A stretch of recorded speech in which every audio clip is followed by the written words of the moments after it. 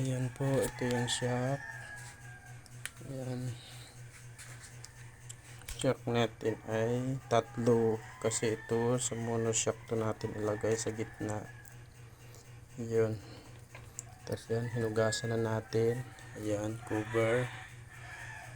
Hinugasan natin siya ng Joy. Malinis na. Ayan.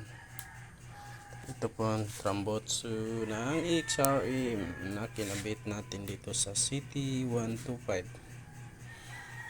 Ito ang motor na tinanggalan ko kasi ito na shock na to dito, kasi ito sa gitna ilagay. Ayan, dyan yan nakalagay. Ayan, dyan yan sa gitna. Yan yan, madilim lang. Ayan, yan sa gitna natin ilagay. Shock na yan. Ayun, kakabit yan. Ngayon dahan-dahan natin ibalik ang swing arm. Ito po pala ang signal light, dalawa, tsaka kadina. Ito po yun. Tapos ito yung gulong natin na naka-tubeless na po ito. Yan, tsaka may toser din siya sa kadina para hindi siya tanggal sa sprocket pagka mabilis yung takbo mo. Yan, ito yung swing arm. Swing arm natin ay nakadugtong na pala to.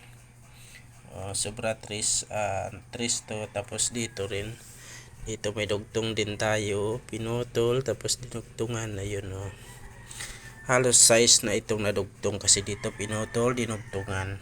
Ito pinutol, dinugtungan. Tapos ito pinutol, dinugtungan, kabilaan yan. Ayan. Yan kasi yan. Tapos ginawa natin yung brake rod nya ay ito stainless na ginamit natin, pati yung side stand stainless na rin. Okay, ayan. Tapos ito yung kadugtong sa backseat. Ayan. Tapos yung apakan natin, ayun, tatlo yan.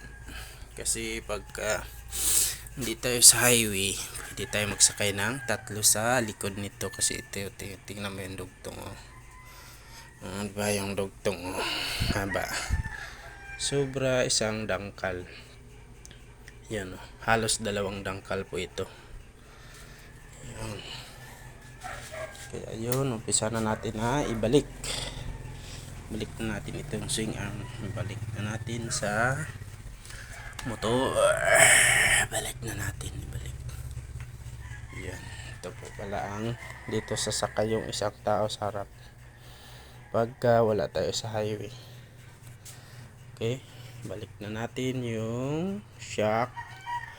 Una pala yung swing arm, pagkatapos ay shock na tatlo. Ito yung sa magkabilaan na shock.